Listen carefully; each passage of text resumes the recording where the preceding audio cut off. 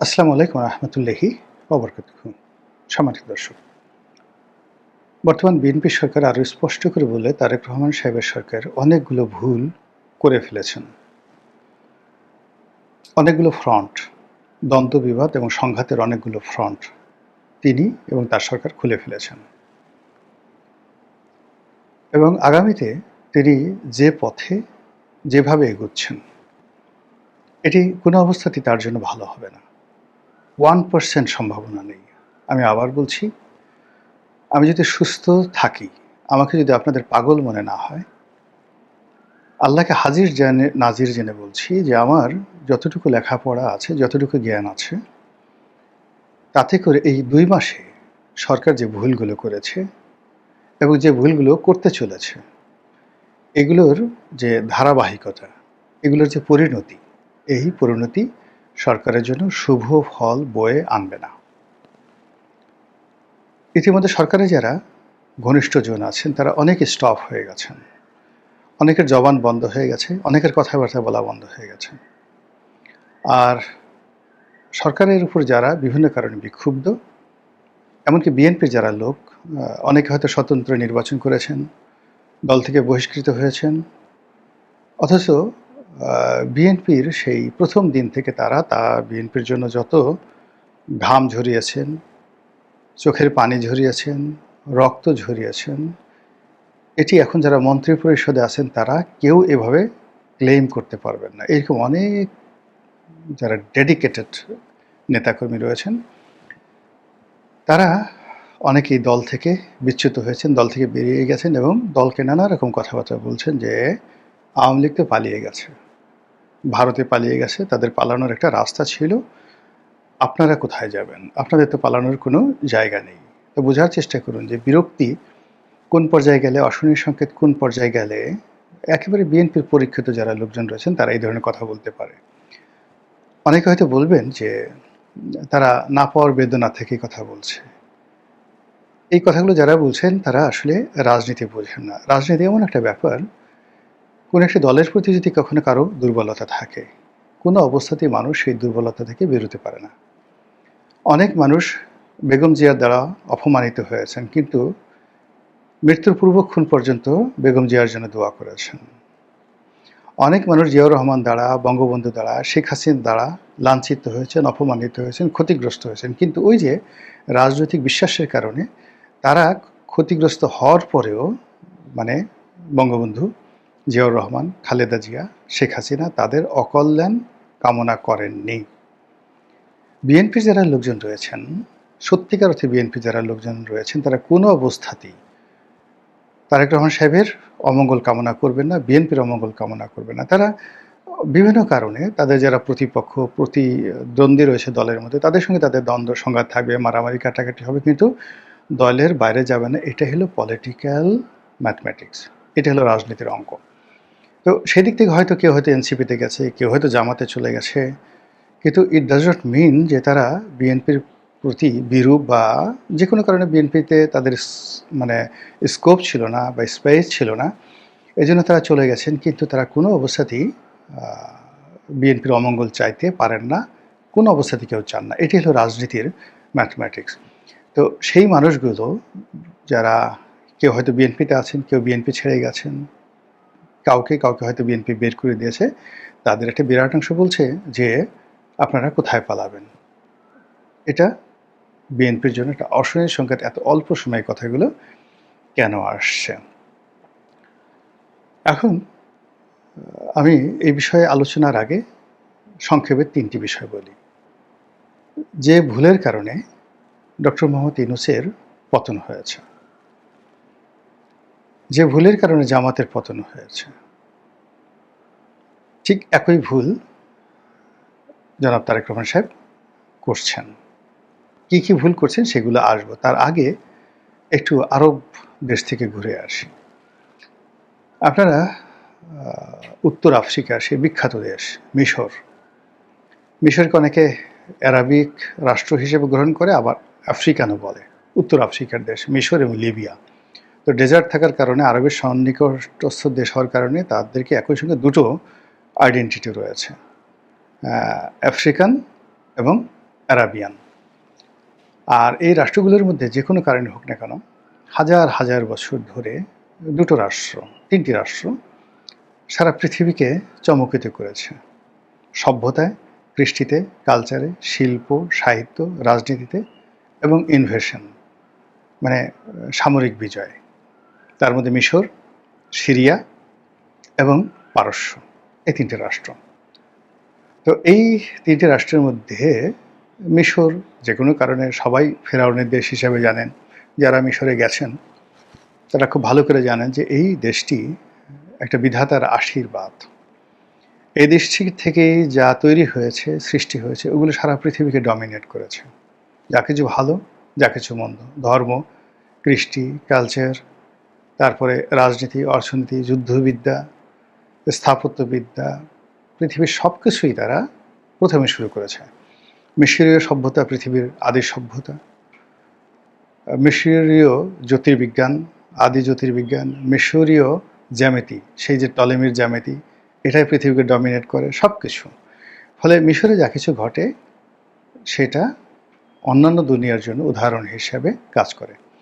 যে পরিস্থিতিতে এখন মিশরে একটি সামরিক সরকার আছে, সিসি আছেন দীর্ঘদিন ধরে মুরসির পতনের পরে। তো আমাদের দেশে যে আগামীতে কোনো এরকম সিসি আসবেন না, এটা কিন্তু বলা যাচ্ছে না। এর কারণ হলো পরিস্থিতি কিন্তু ওইভাবেই শুরু হয়েছে। ২ নম্বর হলো যেখানে মুরসি, যিনি মুসলিম ব্রাদারহুড যে রাজনৈতিক দল, এই মুসলিম ব্রাদারহুডের প্রতিনিধি হয়ে সামরিক বাহিনীর বাইরে গিয়ে প্রায় ৩০-৩৫ বছরের যে একটানা সামরিক শাসন, হোসনি মুবারকের জমানা, মিশরে কিন্তু খুব বেশি দিনের না। অর্থাৎ ধরুন সেই যে দ্বিতীয় বিশ্বযুদ্ধের পর এখানে গামাল আবদেল নাসের আসলেন, তারপর আনোয়ার সাদাত আসলেন, আনোয়ার সাদাতের পরই হোসনি মুবারক, টানা। হোসনি মুবারকের পতন হলো আরব বসন্তের মাধ্যমে। এরপর সেখানে একটি গণতান্ত্রিক নির্বাচন হলো এবং বাংলাদেশে যে জামাত ইসলামী, এরকম জামাত ইসলামের যে আদি সংগঠন, এটির নাম হলো মুসলিম ব্রাদারহুড। সেই মুসলিম ব্রাদারহুডের যিনি প্রধান ব্যক্তি মুরসি, তিনি সেই দেশের গণতান্ত্রিক প্রেসিডেন্ট হলেন এই প্রথম। কিন্তু তিনি বেশি দিন টিকতে পারলেন না। তার অনেকগুলো ভুল হয়েছে এবং সেই ভুলগুলো কি কি, এগুলো আমি মিশরের যারা মুসলিম ব্রাদারহুডের নেতৃবৃন্দ রয়েছেন তাদের সঙ্গে কথা বলেছি। আমি মিশরের আল আজহার বিশ্ববিদ্যালয়ের যিনি চ্যান্সেলর, তার অফিস ভিজিট করেছি এবং তিনি রাষ্ট্রের দ্বিতীয় গুরুত্বপূর্ণ ব্যক্তি। তো সেখানে কথাবার্তা বলেছি, রাজনীতিবিদদের সাথে কথাবার্তা বলেছি এবং যে জিনিসগুলো আমি সেখানে বুঝেছি সেটাই আপনাদেরকে বলব। সেটা হলো মুরসি যখন ক্ষমতা এলেন, সঙ্গে সঙ্গে এইরকম বাংলাদেশের জামাতের মতো বা সেই এনসিপির মতো যারা ডক্টর মোহাম্মদ ইউনূসের সঙ্গে ছিলেন, এরকম একটা প্রেশার গ্রুপ সেখানে নানা রকম মব তৈরি করা শুরু করল। এই মব তৈরি করে এই বাংলাদেশের মতো তারা সেনাবাহিনীর বিরুদ্ধে মব করা শুরু করলো, পুলিশের বিরুদ্ধে মব করা শুরু করলো এবং খুব দ্রুত সেখানে একটি ইসলামী বিপ্লব ঘটিয়ে তাদের দীর্ঘদিনের যে হতাশা, ক্রোধ, ক্ষোভ এবং তাদের জানেন যে বিখ্যাত একজন নেতা ছিলেন সৈয়দ কুতুব, যিনি মূলত সেই গামাল আবদেল নাসেরকে দিয়ে সামরিক অভ্যুত্থান ঘটিয়েছিলেন 50-এর দশকে। কিন্তু বাংলাদেশে যেভাবে কর্নেল তাহেরের অবস্থা হয়েছিল, অর্থাৎ তিনি বিপ্লবের নেতৃত্ব দিয়েছিলেন কিন্তু তাকে মারতে হয়েছে। জিয়াউর রহমান সাহেব তাকে ফাঁসিতে চড়িয়েছেন এবং এটা জিয়াউর রহমান সাহেবের কোনো বিকল্প ছিল না, অনিবার্য ছিল তার জন্য। তো গামাল আবদেল নাসেরও একই অবস্থা। তিনি ক্ষমতা এলেন বটে, কিন্তু সারা মিশরে মুসলিম ব্রাদারহুড এবং সৈয়দ কুতুব এমনভাবে প্রভাব বিস্তার শুরু করলেন যে তাকে গ্রেপ্তার করে তাকে ফাঁসিতে লটকানো ছাড়া ওনার আসলে ক্ষমতায় টেকা কোনো সম্ভব ছিল না এবং সেই কাজটি তিনি করলেন। এজন্য এরপর থেকে মুসলিম ব্রাদারহুডের উপর রাষ্ট্রীয় শক্তি গামাল আবদেল নাসেরের জমানা থেকে একেবারে আজকের দিন পর্যন্ত, রিয়েল টুডে, বাংলাদেশে যেভাবে জামাতের উপরে আওয়ামী লীগ নির্যাতন চালাচ্ছে, কন্টিনিউয়াসলি এইভাবে মুসলিম ব্রাদারহুডের উপর সেই মিশরের সরকারগুলো নির্যাতন চালিয়ে আসছে এবং সিসি সরকারও সেই নির্যাতন চালাচ্ছে। তো এই দীর্ঘদিনের বঞ্চনা গঞ্চনা এর থেকে বের হয়ে যখন মুরসি প্রথম প্রেসিডেন্ট হলো, তারা যে কাজটি 10 বছর বসে করবে সেই কাজটি তারা 10 দিনের মধ্যে করার চেষ্টা করতে থাকলো। ফলে কি হলো, আবার আর একটা প্রতি বিপ্লব ঘটে গেল এবং সেই বিপ্লবে মুরসির পতন হলো, গ্রেপ্তার হলেন, মৃত্যুদণ্ড হলো, জেলখানায় মারা গেলেন এবং আমেরিকার আশীর্বাদ নিয়ে সিসি ক্ষমতায় আসলেন এবং এখন পর্যন্ত সিসি ক্ষমতায় আছেন। বাংলাদেশেও ঠিক একই অবস্থা, আরব বসন্তের মতো ওইরকম একটি যাকে বলা হয় বাংলা বসন্ত হয়েছিল 2024 সনের জুলাই আগস্ট মাসে। সেই জুলাই আগস্ট মাসের হওয়ার পর যখন জামাত এনসিপি তারা প্রত্যক্ষভাবে ক্ষমতায় আসলো, সামনে ইউনূস, একদিকে এনসিপি আর একদিকে জামাত, অন্যদিকে সেনাবাহিনী।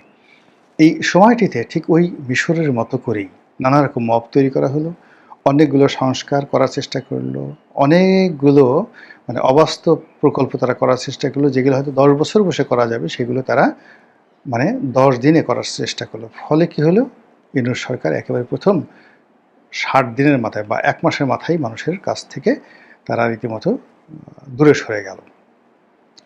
এবং এটা ক্রমান্বয়ে আমেরিকার যদি সাপোর্ট না থাকতো উইদিন 3 মাসের মাথায় ইউনূস সরকারের কিন্তু পতন ঘটতো এবং যেদিন আলী রিয়াজ বাংলাদেশে আসছে সেই দিনই আসলে তার পতন সূচনা হয়ে গেছে।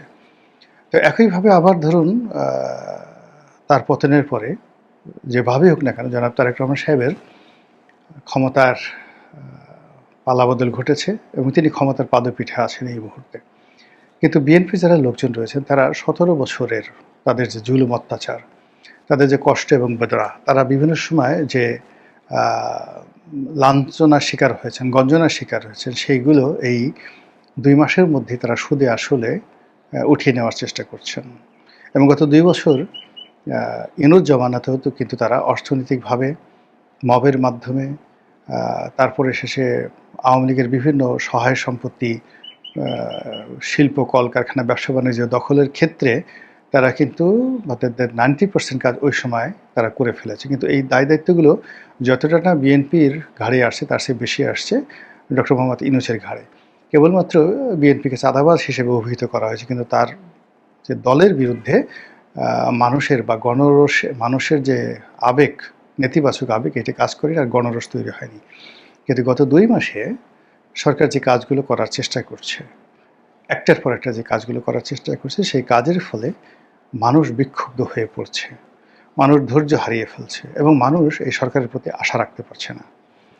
এখন এটা আপনি শুরু করেন আমলাতন্ত্র দিয়ে, একেবারে প্রথম মিলিটারি ব্যুরোক্রেসি, সিভিল ব্যুরোক্রেসি এবং আইন আদালত, কোর্ট কাছারিতে গত 2 মাসে যে অনিয়ম হয়েছে, যে দলবাজি হয়েছে, যত লোককে চাকরি থেকে বাদ দেওয়া হয়েছে, যত লোককে নতুন করে চাকরি দেওয়া হয়েছে, যত বদলি হয়েছে, বদলির জায়গায় আবার প্রতিবদলি হয়েছে এবং এই সংক্রান্ত বিষয়ে যত টাকা লেনদেন হয়েছে, বিশ্বাস করেন আওয়ামী লীগের জমানাতে সে পুরো 17 বছরে যে কাজটি আওয়ামী লীগ করতে পারেনি গত 2 মাসে সেই কাজটি তারা করে ফেলেছে। এর ফলে কি হলো, বাইরে থেকে অনেক কিছু শুনশান মনে হচ্ছে, কিন্তু ভিতরে ভিতরে অনেক কিছু ক্ষয়ে গেছে। ক্যান্সার যেভাবে আপনার দেহের সমস্ত কোষগুলো খেয়ে ফেলে, আপনার রক্তে যদি ক্যান্সার হয় তাহলে যেভাবে আপনার ব্লাড সেলগুলো সেই লোহিত কণিকাগুলো শেষ করে দেয়, ঠিক এইভাবে একটা রাষ্ট্রের যে হৃদস্পন্দন, রাষ্ট্রের যে শাখা প্রশাখা, রাষ্ট্রের যে রক্তনালী, যেগুলো আমলাতন্ত্রের মাধ্যমে প্রবাহিত হয়ে থাকে, এই প্রত্যেকটি জায়গাতে রীতিমতো ক্যান্সার হয়ে পড়েছে। এই গেল এক। সামাজিক জীবনে চাঁদাবাজি, দখল এগুলো একটু কমেনি, বরং এই যে হকার স্থাপন করা, আগে হকার উচ্ছেদ করা, তারপর হকার স্থাপন করা, এই যে খাল কাটা, এরপর ফ্যামিলি কার্ড দেওয়া ইত্যাদি নানা রকম কর্মকাণ্ড নিয়ে টেকনাফ থেকে তেঁতুলিয়া পর্যন্ত সকল স্তরের মানুষের মধ্যে অশান্তি বিরাজ করছে। সবচেয়ে বেশি বিপদ হলো জনাব তারেক রহমান সাহেবকে উত্তেজিত করা হচ্ছে। তাকে বারবার একটা বিশেষ গোষ্ঠী তার অতীতকে সামনে নিয়ে আসছে এবং তাকে প্রতিশোধ গ্রহণ করার জন্য উদ্বুদ্ধ করছে। কবে কে তাকে ফ্যানের সাথে টানিয়েছে, কবে তাকে দোতলা থেকে ফেলে দেওয়া হয়েছে, কে তার পিঠের মেরুদণ্ড ভেঙে দিয়েছে, এই জিনিসগুলো যারা সামনে আনছে তারা মূলত সেনাবাহিনীর সঙ্গে সরকারের সম্পর্ক খারাপ করার চেষ্টা করছে এবং এটা কোনো অবস্থাতেই সরকার সামাল দিতে পারবে না। যখন তারেক রহমান সাহেব লন্ডনে ছিলেন, নিঃসন্দেহে তিনি প্রতিজ্ঞা করেছিলেন এবং কমিট করেছিলেন যে তার সঙ্গে, তার পরিবারের সঙ্গে যা হয়েছে তিনি ক্ষমা করে দিয়েছেন। তিনি ক্ষমা করে দিয়েছেন এবং এই জিনিসগুলো নিয়ে আর নাড়াচাড়া হবে না। কিন্তু এই জিনিসগুলো শুধু নাড়াচাড়া হচ্ছে না, যতটা না নাড়াচাড়া হচ্ছে তার চেয়ে আতঙ্ক বেশি ছড়ানো হচ্ছে।